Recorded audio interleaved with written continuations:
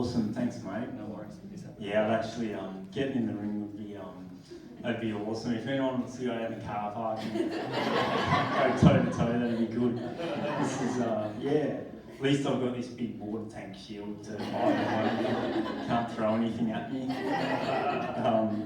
My little knobby knees are shaking a bit, so I'll whack those behind here as well.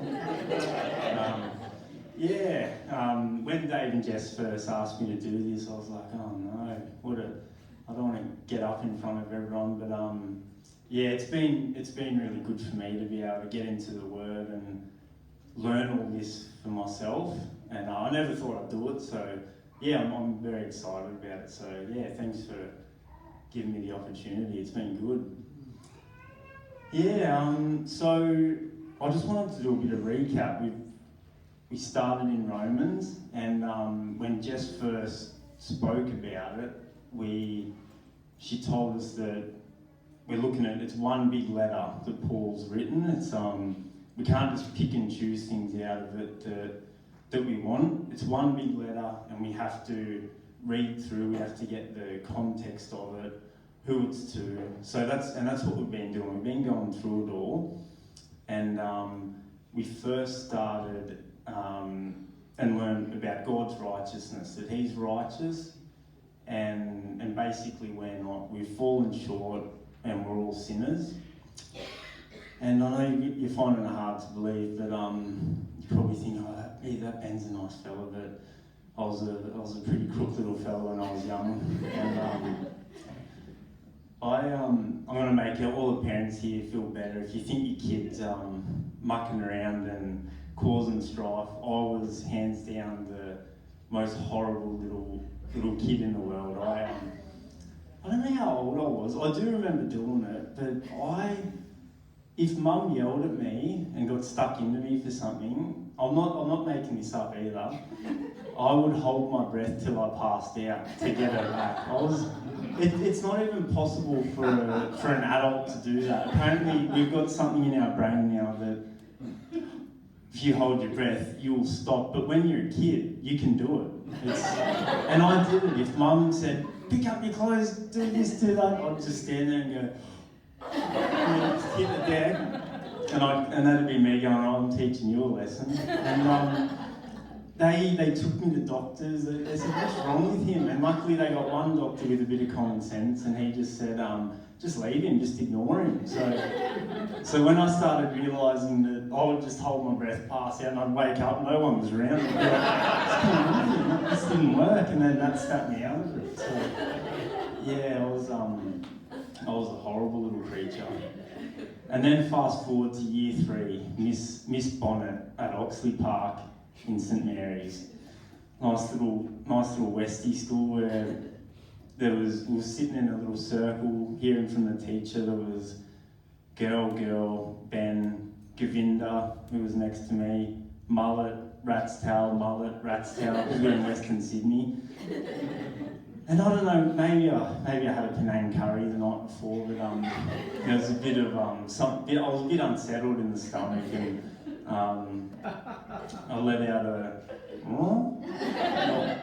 no one heard, and then obviously the guys love it. Guys love a little fart. It's funny, but little girls, oh no, they do not enjoy it at all, and they started kicking up a stink, getting real angry, going, who did that? And then the teacher said, who did that? And I had to think quick here, I'm not going to throw myself under the bus, so I just went, oh, it was Govinda.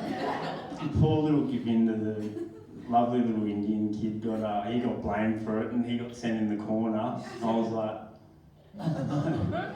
poor little fella. So, yeah, I was a horrible person, and that's what we've learned in Romans, that we've all, no matter who we are, where we've come from, if we've grown up in church or not, we've all fallen short, and that's what we started in Romans, that we're all sinners. Can we just get the first slide up? Is it?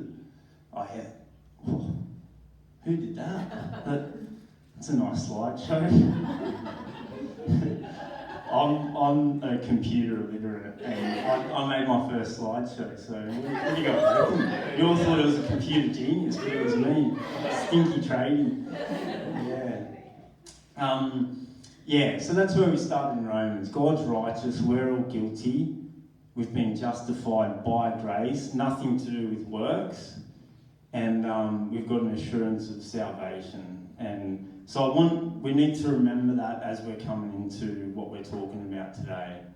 When we're still blaming Govinda for farting and holding our breath, he took our punishment. Jesus took what we did, and he saved us. Yeah. And something as well, which is awesome, which I kind of learned from going through, it's not like we sometimes think, oh, we're just saved and we're going to heaven, but not only has he done that, but he's made us righteous. It's a two-part thing where, we're made righteous because of him. So with all that in mind, of what we've been through already, let's go to Romans 12, 9 to 21. Love must be sincere. Hate evil. Cling to what is good. Be devoted to one another in love. Honour one another above yourselves. Never be lacking in zeal, but keep your spiritual fervour serving the Lord. Be joyful in hope, patient in affliction, faithful in prayer. Share with the Lord's people who are in need. Practice hospitality. Bless those who persecute you. Bless and do not curse. Rejoice with those who rejoice, mourn with those who mourn. Live in harmony with one another. Do not be proud, but willing to associate with people of low position. Do not be conceited. Do not repay anyone evil for evil. Be careful to do what is right in the eyes of everyone. If it is possible, as far as it depends on you, live at peace with everyone. Do not take revenge, my dear friends, but leave room for God's wrath. For it is written, "It is mine to avenge, I will repay," says the Lord. On the contrary, if your enemy is hungry, feed him. If he is thirsty, give him something to drink. In doing this, you will heap burning coals on his head. Do not be overcome by evil, but overcome evil with good. So, as Dave said last week, the first part of Romans has been, it's been not easy to understand. It's we're moving from doctrine, heavy doctrine, from the start of Romans to practice, theology to ethics. So Dave said it last week. We've gone through the hard part. This is mega basic. I could actually just leave right now and leave you with that. It's not rocket science. It's very, very practical. The hard thing about this is putting it into practice. So when we look at this, it's imagine if we actually lived like this. Imagine if we did day-to-day life like this, but we find it hard because we want to take revenge on people who do us harm, and it's hard to be sincere in love. So it's very important to understand where we're at in this.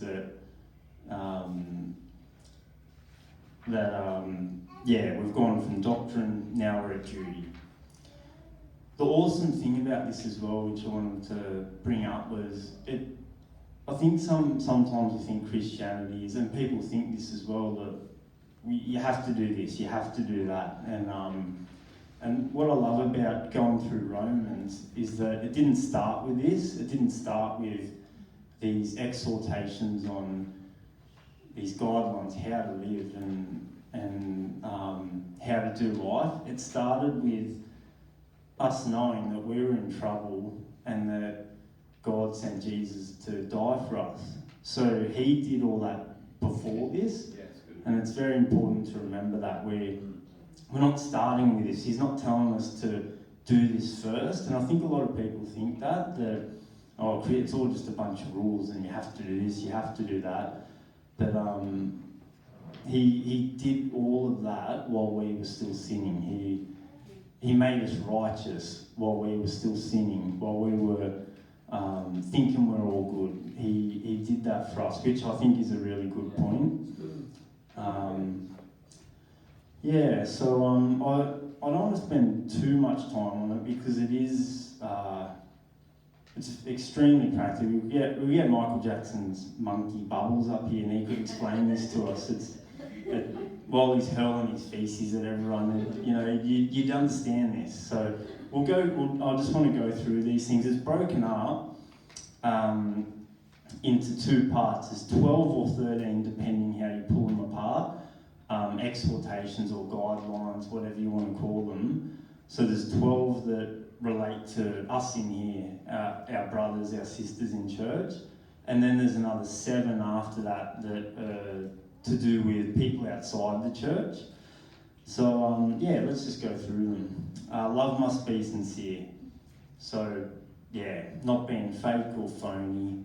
I think it's very easy to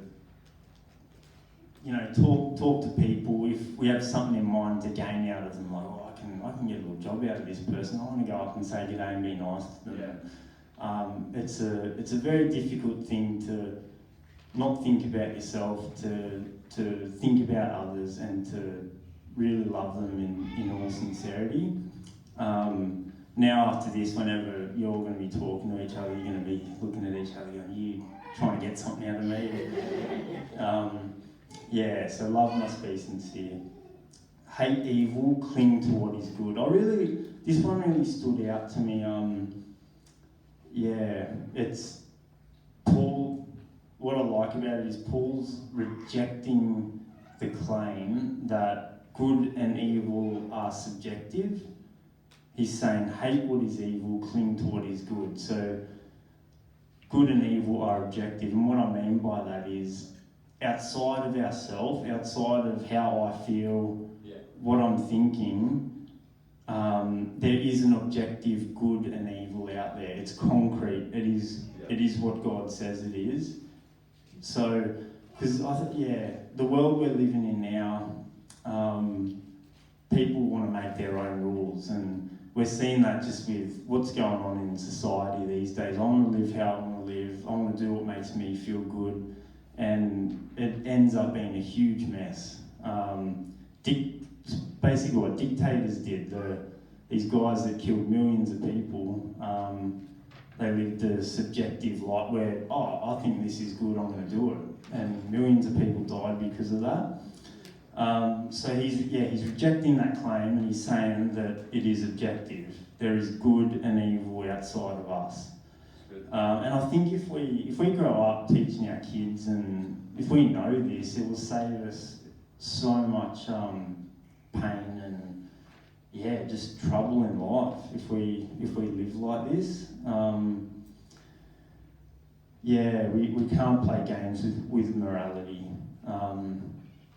Hate evil, cling to what is good. There's to really love, we need to be able to hate, and the atrocities that go on to children, to women, to people around the world, like, we need to hate that, and it's very strong language. Other translations say abhor, detest, utterly disgust evil.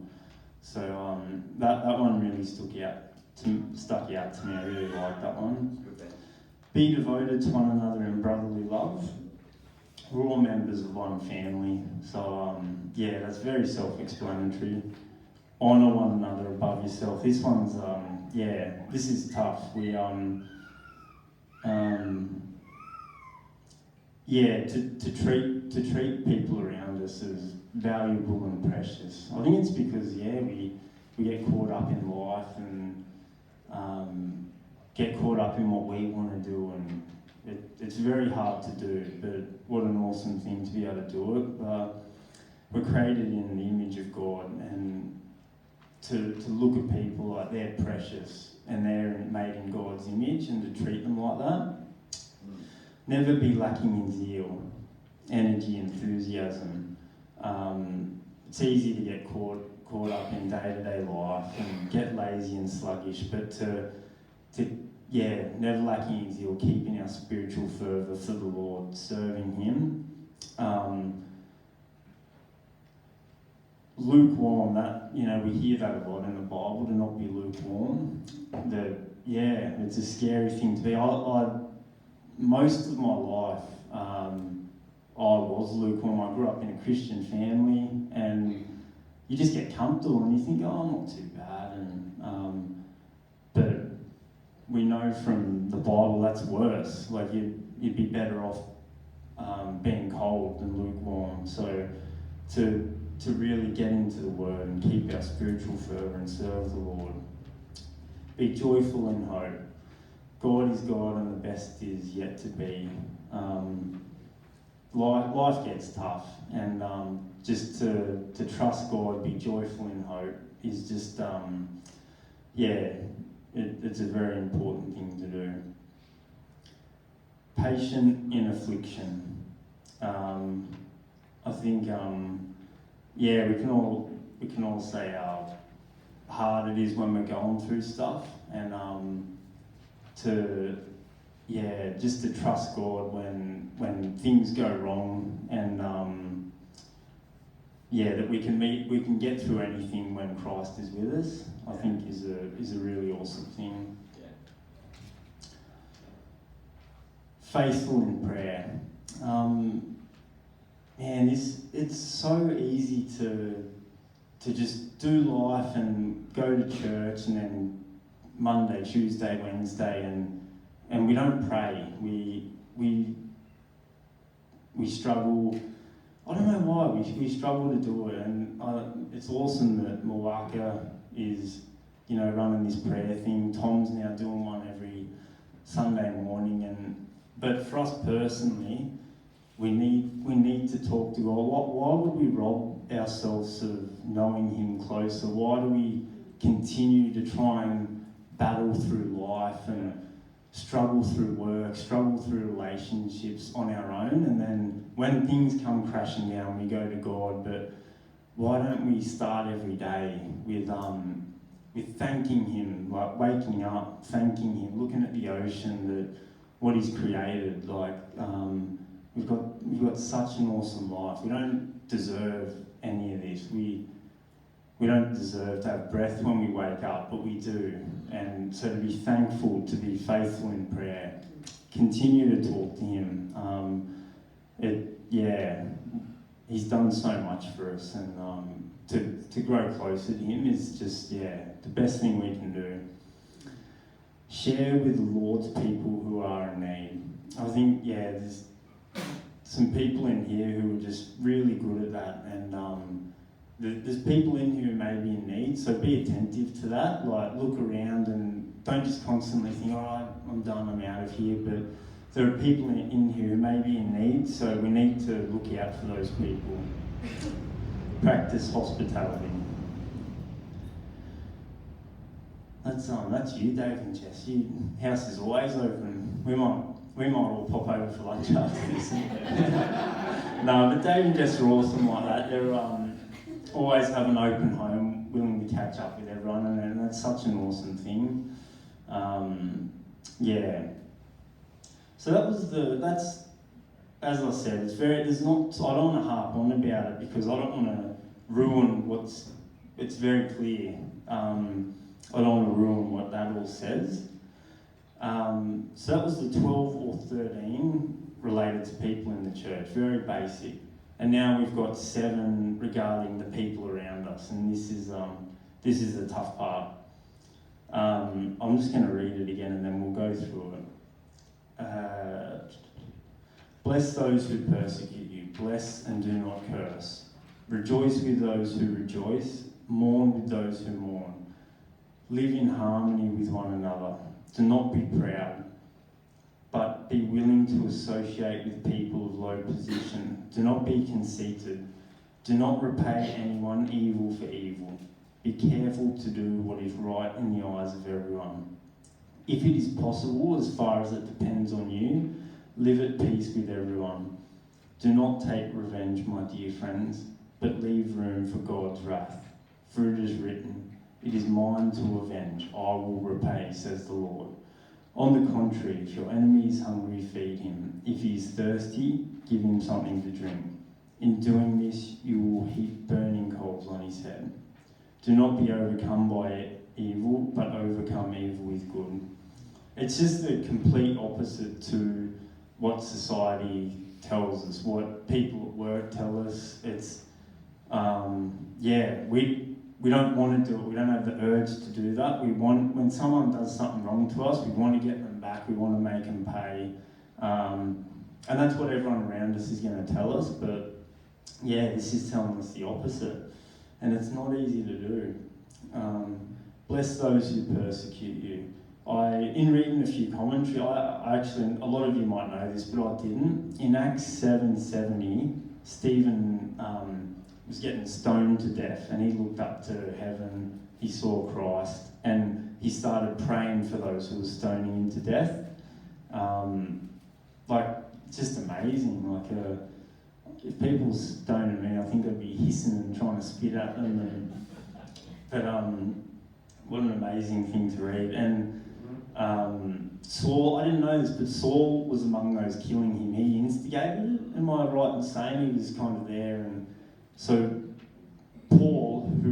Saul, who became Paul, who wrote Romans, was there stoning him.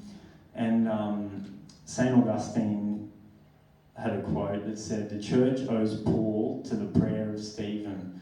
And people, might be one of the reasons why he did convert. His heart was so softened by seeing Steve. Imagine seeing that. You're trying to kill someone for what they're doing and they're praying for you, asking for God to forgive you. It's pretty amazing. And, we've got Romans. Rejoice with those who rejoice, mourn with those who mourn. I think naturally it's easier to mourn with those who mourn. We can get around people and someone's going through a tough time. It's naturally a bit easier to mourn, but rejoicing with those who rejoice can be hard depending on what you're going through. If maybe someone's just bought a house and you're still looking to buy a house and they're so happy, and there's a little thing inside of you saying, I'm a bit jealous, I want that, or someone's getting married and you're not, and it is a very hard thing to rejoice with those who rejoice. Live in harmony with one another. Do not be proud, but willing to associate with people of low position. Do not be conceited.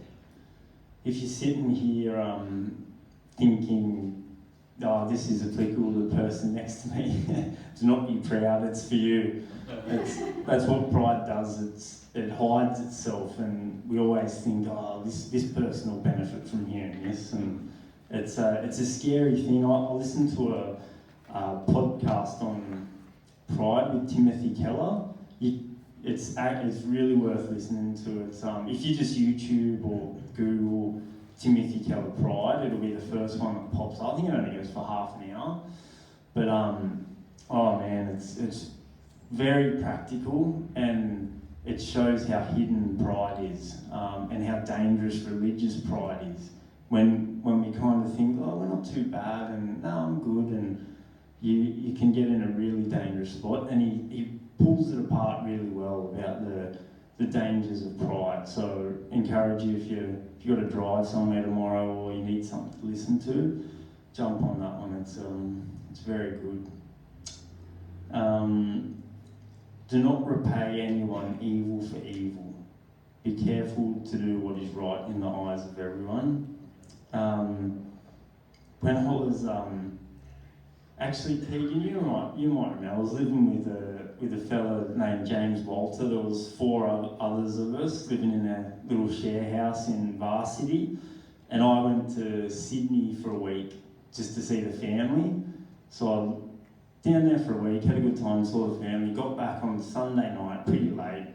Had to work in North Brisbane the next day, so I was ready for a good sleep, and I got home, and there was about 10 mates downstairs who, they were all kind of laughing when I walked in, and I was like, what are you guys laughing at? And I went upstairs, went to my room, I opened the door, and they had bought 30 the big foil packs from Woolies. They bought 30 and covered everything in my room individually in foil. And from my bed pillow, individual sheets were wrapped in foil. If I left a coin on my bedside table, that was in foil. My shoes, and it took me about 2 hours to just take it all off and take it down to the bin. What a waste. Aluminium, that's expensive to make. And they were all laughing. No one helped me do anything, so I was very angry. I was like, all right, you messed with the wrong person. So I thought, I'm going to get you back. I'm going to get you good. So that next weekend, I went to what's it called? Reedy Creek Fish. Tasman's. Tasman's at Reedy Creek, the fish market. And I just went up to the woman there and I said, do you have any fish and prawns that aren't out here, that are out the back, that are no good to give to anyone? And she looked at me a bit strange and she's like, yeah, I've got some. And she's like, what do you want? Are you going fishing? And I was like, yeah, it's fishing. And so I got a bucket of fish and old prawns, and I went, waited till they were all out of the house, and I lost the plot, and I took all their ceiling fans apart, put prawns up in their fans. I took all their drawers out and taped prawns to the back of their drawers. I can't believe I did this. He had an old mattress, so don't hate me, but I got a knife and I cut a little hole in his mattress and put a prawn in his mattress. I never told him about that one, he doesn't know to this day. And then in their so I had my own bathroom and they shared a bathroom. So did the same in the bathroom. I took all the drawers out of the vanities, taped prawns to the back of all of them. And it was honking. It was, And it got to the point where in their rooms, it wasn't too bad. It was a bit fishy for a few days, but they were slobs, so, group of guys, they didn't notice that, but the bathroom was very crooked. It got to the point where they had to call a plumber, because I didn't tell them about it, so I was like, yeah, it stinks, what's going on there?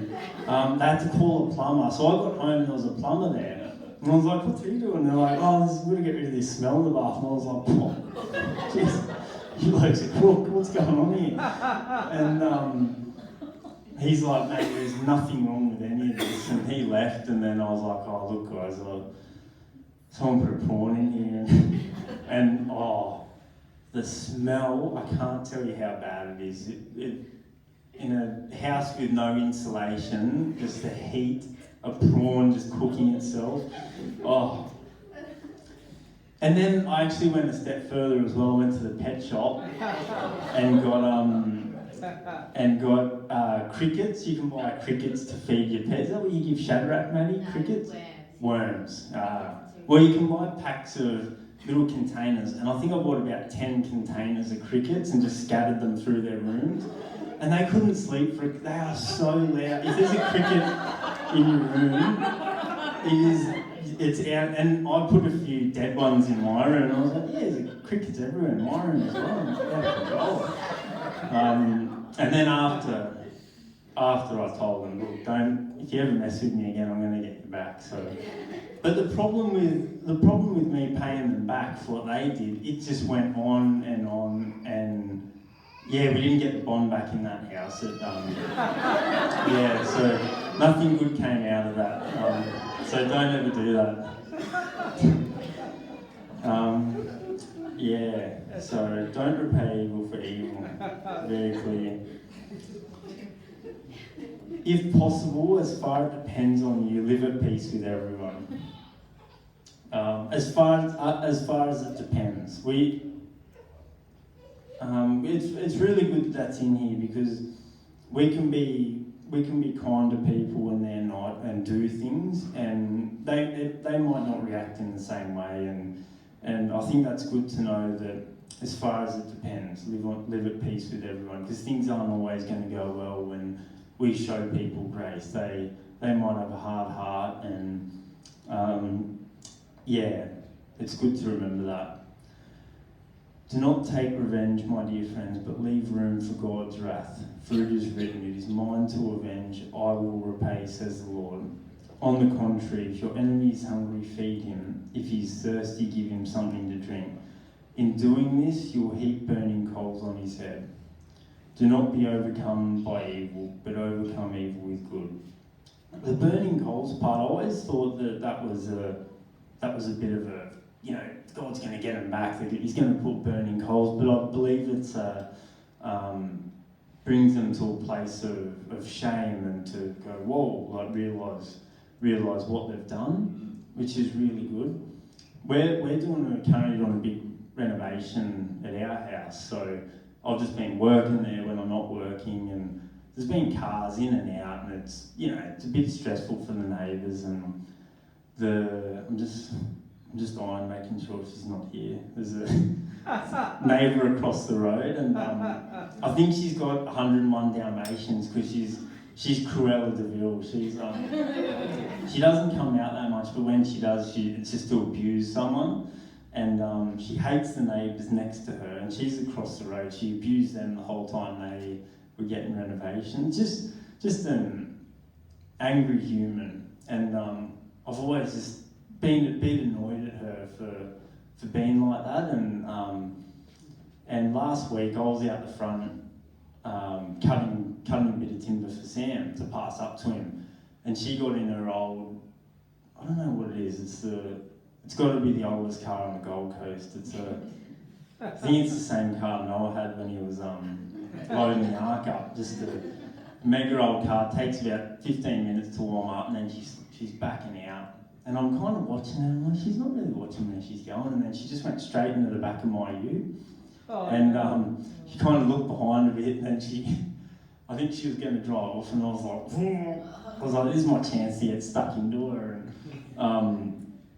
And I was kind of watching to see what she'd do, and then she got out, and she's all angry, and I went out, and I was like, and obviously I've been reading this, so I was like, righto then, just keep calm. And I said, a bit of a love tap there, and she looked at me, and she was shaking. She was that angry, and I was like, I just felt like saying, well, it didn't jump out and get you. You backed into it. You backed into my car, and I looked at my car was absolutely fine. It's just a ute, so straight away I wasn't angry. I was like, it's all good, and I was like, it's fine. I was like, I'm more worried about your car. It's a bit annoying. Her tail light was a bit busted, and she was really angry, and then she just said, this was bound to happen. And she said, I'm out of here, and just drove off. And I was like, whoa. And because I've been reading this, I was like, that's so annoying. I showed you a bit of grace, and you're still just angry. And I was like, oh, man. And I was a bit discouraged, and I was like, oh, well, yeah, I did my best, and whatever. She's just angry. And then you start thinking in your head, you're like, oh, we're just a miserable human. Like, what are you going to do about it? And then the next day I wasn't there, and Sam said, if you park within 2 meters of her driveway, she says you're blocking her driveway. And so she kind of got up Sam again, and then he mentioned that she said she was so upset about her car, and I was like, oh, and then I felt a bit. I was like, oh, okay. And Sam said she opened up a little bit, and Sam had a good little talk to her, and she's like, oh, that boy over there, the blue ute, he always parks over there. Why'd he park there today? I didn't know where he was, and I hit it. And so after that, Sam left, and I thought, I'm going to go over and just see how she is. And I knocked on her door, and she was standing in there, and she's like, yeah, what do you want? And I was like, oh, I just want to say sorry about your car. And I was like, I know it's annoying, like we've been doing the reno for a long time, and very frustrating, so thanks for your patience, and if there's anything I can do to help with your car. And then she came out, and she's like, what's your name? And I was like, oh, Ben. She's like, Ben, I really appreciate that.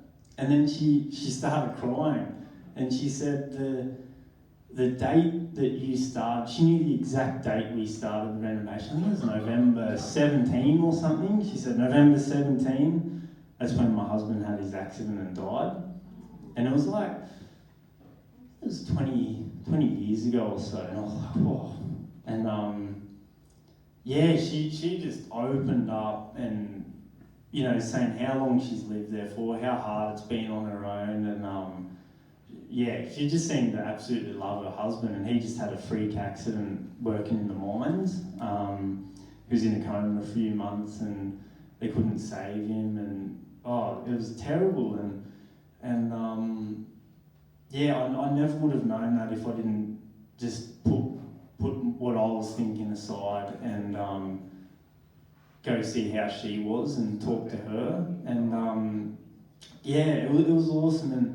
And she was just, you know, that car, it was their car, and she's had it forever, and that's why she was so angry, because this is one little thing that she had of them as a married couple, and he's gone, and it absolutely rattled her. And yeah, she was there kind of crying, and then she's a really tough woman who, you know, she's like, I don't want anyone feeling sorry for me, and but it was just awesome that she opened up, and I was able to just say, look, I'm sorry, and if there's anything I can do, and hopefully I can find a tail light for that car. I don't think it exists anymore, unless you find it at the bottom of the ocean somewhere. Yeah, and so for me going through this and then seeing something like that so practically, and because it's so easy when someone is angry and there's something going on and there's something behind it, and it was just really awesome. It just encouraging for me to be reading this and then see it happen, and I hope more from it comes. I hope I can have more chats with her, and yeah, she likes watching the footy, so that's good.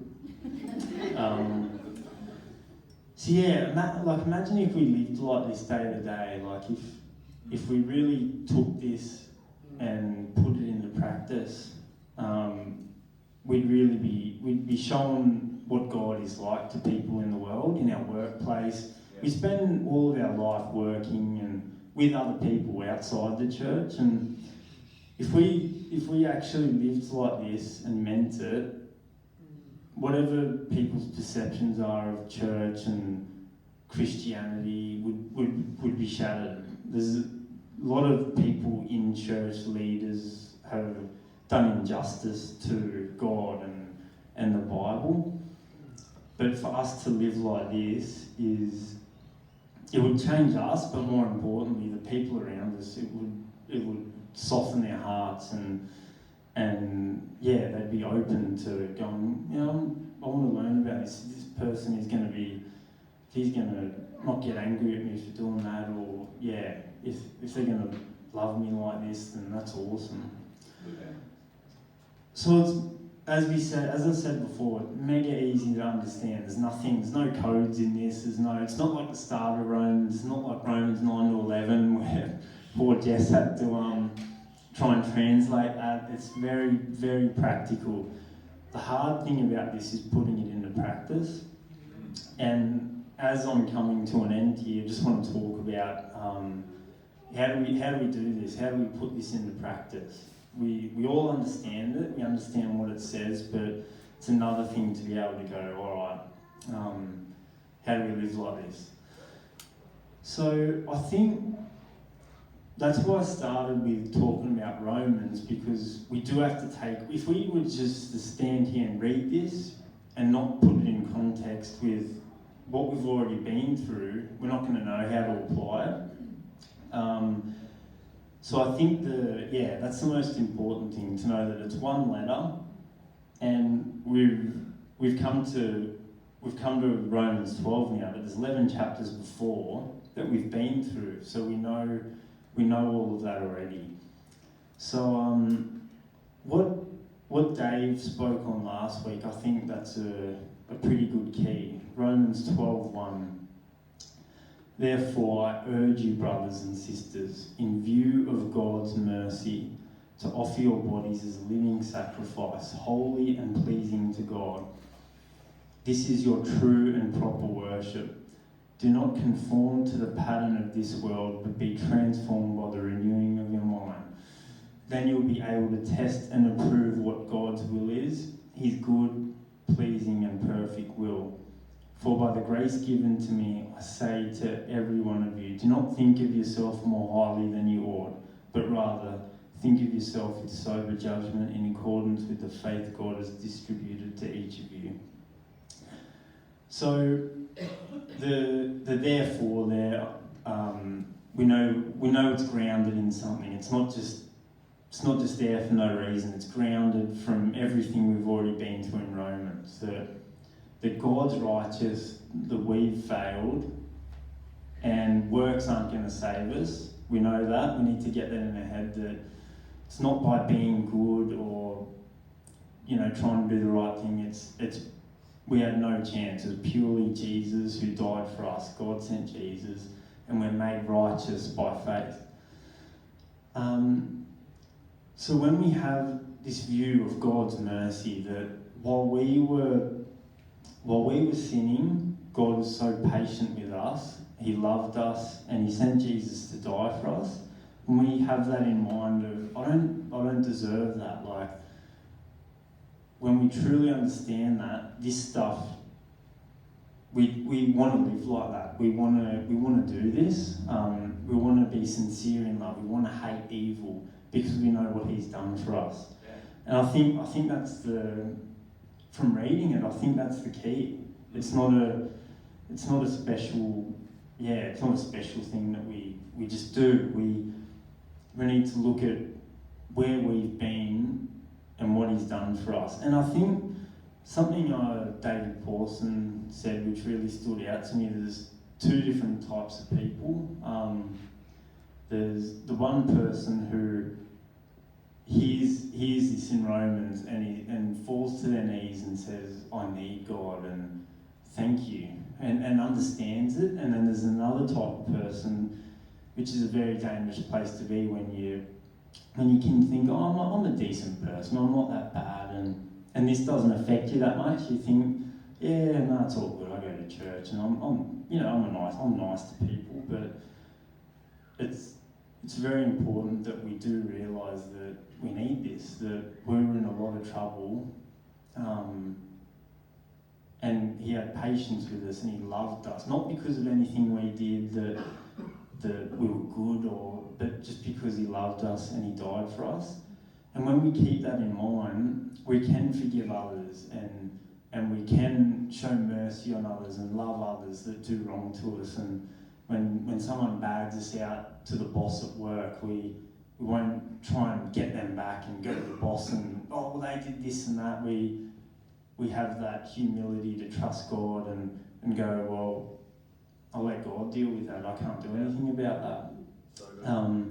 So can I just get Jordan to come on? Thanks, mate.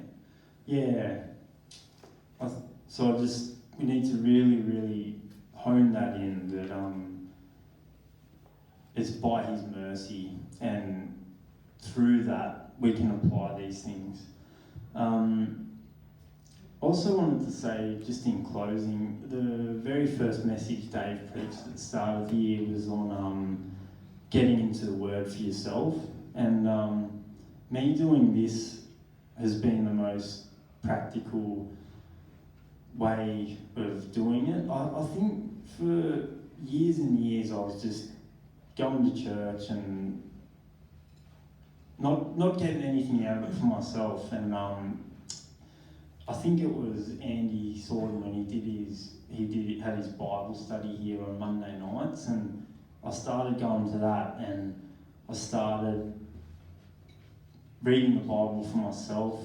He was helping me unlock it, and that was the best thing I've ever done. So I want to encourage everyone, like, if you're just kind of coming here and listening, it's so important that while we're going through this, for you to read it for yourself and try and figure out what are they saying here, what's the context, and when you come in here and listen, then you can go, oh yeah, I do know that, I read that, or I don't really understand that, and you can come and talk to someone. But to be able to get into it for yourself is the most life-changing thing that's happened to me. So yeah, don't just listen to what I have to say about it, but read Romans 12, 9 to 21, read it again, pray about it, and yeah, let's, in view of God's mercy, if we try and live like this, it will be absolutely life-changing for everyone around us. All right, well, we're just gonna do one more song. I'm just gonna pray quickly and hand it over to Jordan. Lord, I just thank you for your word, and I lift up this passage to you, and I ask that you would speak to everyone here about the things that we may be struggling with. There might be things on here that we find easy and we push the others aside, but if we're not being sincere in love, Lord, I ask you to speak to us in this song, Lord, and I lift up this time with you, Father, and I ask you help us live like this in day-to-day life. Help us right now remember what you've done for us, that we're not good, we weren't in a good place, and you died for us. Help us remember that, and then think of people who have wronged us, Lord, and let us show mercy on them, let us love them, and let us do your will for them, Lord. Lift this up in Jesus' name. Amen. Amen.